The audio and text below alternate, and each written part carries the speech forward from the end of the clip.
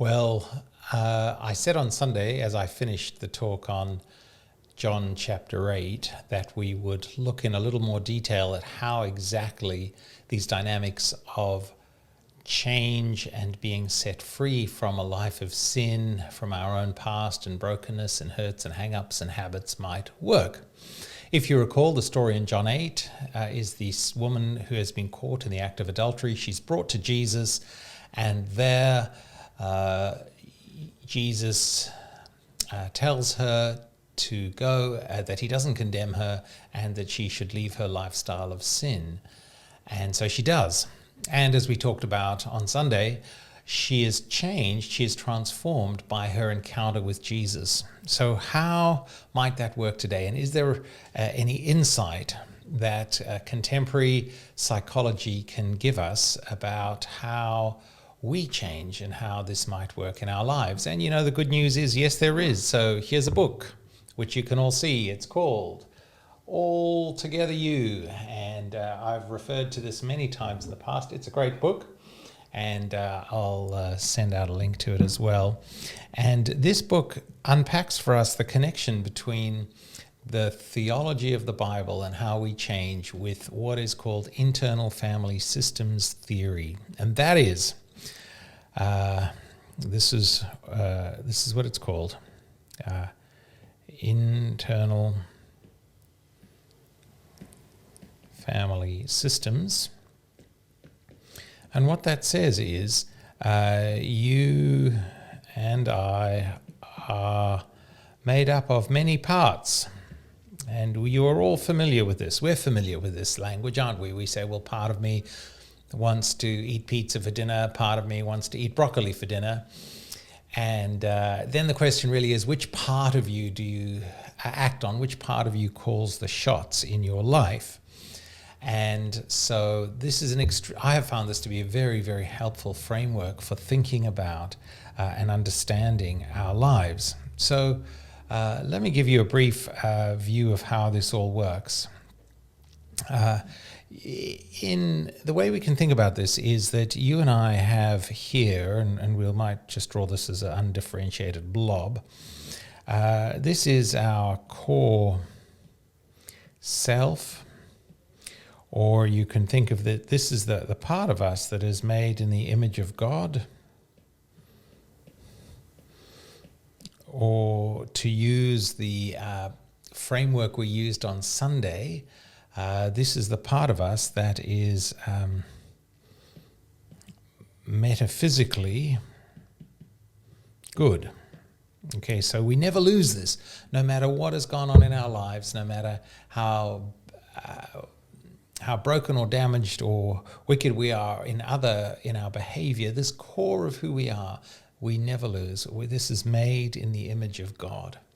Now, what happens in life is along the way we experience all kinds of wounds, all kinds of hurts. The majority of these, or an awful lot of these, are around attachment. So we have attachment wounds that come from our childhood. By the way, here's a plug for our Circle of Security parenting program, which will help you as a parent raise a secure child and limit the number of attachment wounds they have. That's it. We have all kinds of wounds of pain, and it can be abuse, can be fear, can be self-hatred, all kinds of problematic, damaging parts of us that come up and can get in the way of us functioning. And so what we do with pain and hurt is that what we want to do is we want to exile these. This is what you do with painful, uncomfortable parts of yourself. You say, I don't want to feel those. I don't want them interrupting me. I don't want them getting in the way of my day-to-day life. So we push them aside. We get rid of them. We try and banish them to the desert. But of course, life doesn't really allow us to do that because they keep wanting to come home, and that can really muck up our lives. So what we develop are strategies to deal with our exiles, a strategy to manage the pain of life accumulated through particularly our early childhood. And so this is what we see. So we do this in two ways. We can proactively develop what are called in the IFES world managers. And managers are those things that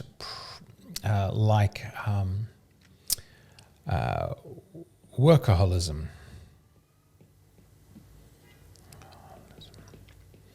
or perfectionism, just to pick two. And these are ways in which parts of us that manage our lives in order to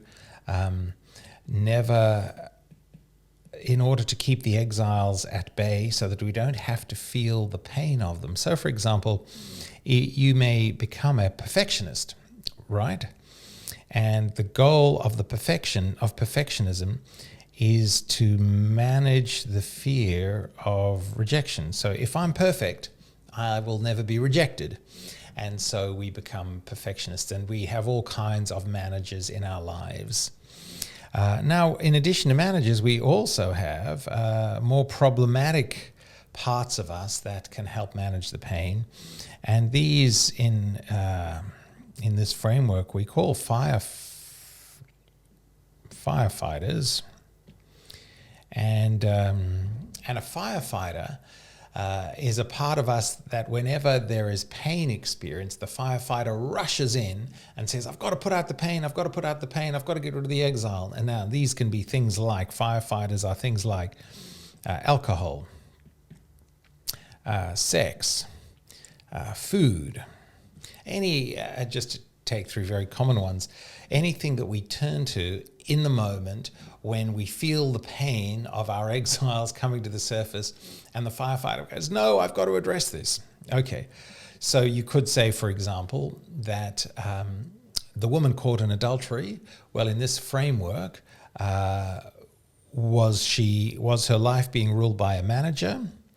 Well, maybe not. Maybe she had all kinds of fear that was gripping her or controlling her.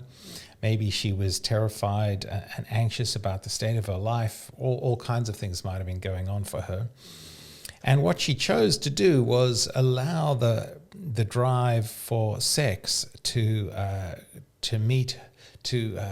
control her behavior and her actions. Now, hadn't really given enormous amount of thought to what of the exiles might be driving her.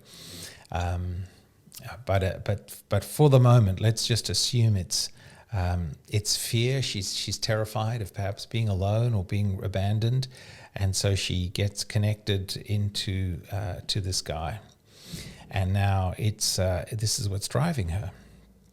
So what heals? How do we get healed? Well, this is where it all gets very, very interesting, because what happens in this pattern, what happens in the Bible, is we have an encounter with Jesus. And that's what heals us, right? So how are our exiles? This is an interesting question, right? How are our exiles going to have an encounter with Jesus?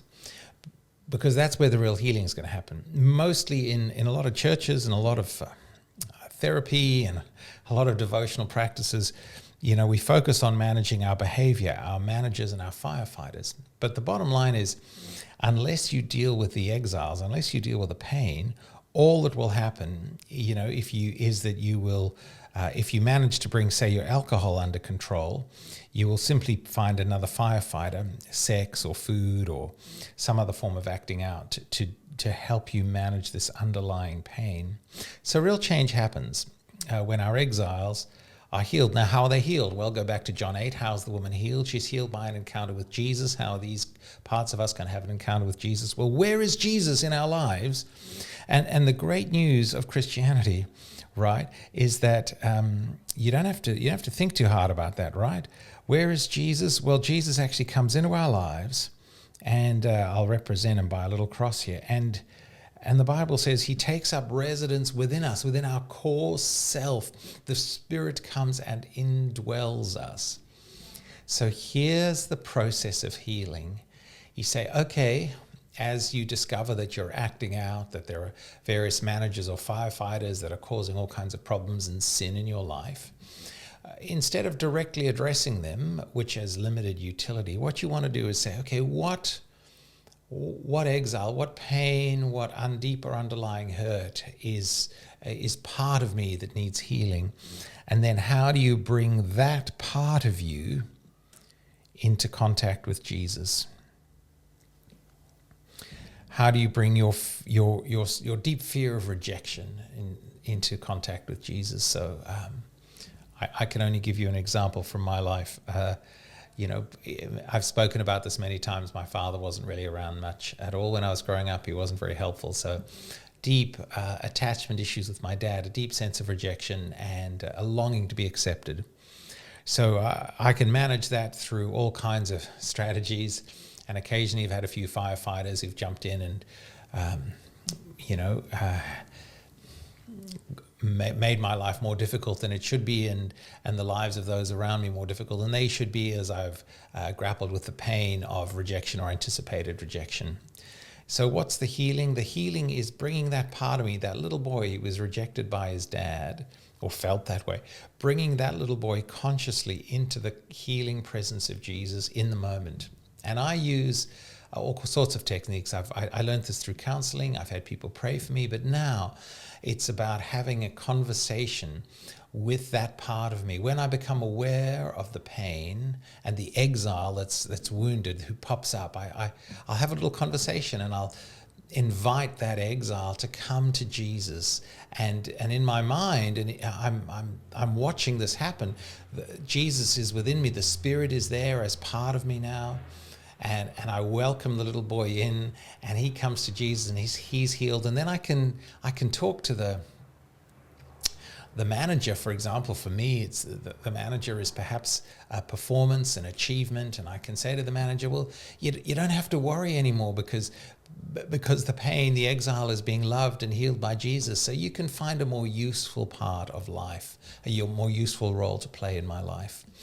So the goal of deep transformation from the inside out is finding out, learning, and there's a whole pathway to do this, finding out what are your exiles, how do you bring them into contact with Jesus, so that your managers and your firefighters can actually then have useful roles, because working hard and having an eye for perfection and enjoying a glass of good wine, enjoying satisfying sexual intimacy in the appropriate context, enjoying good food and all those things, they're not bad in and of themselves. The problem is when they function as firefighters or managers to try and manage unaddressed exiles. So I hope that's helpful. And if any of this strikes a chord and you want to get into it in any more detail, do reach out to me, and let's see what God can do in our lives together and individually.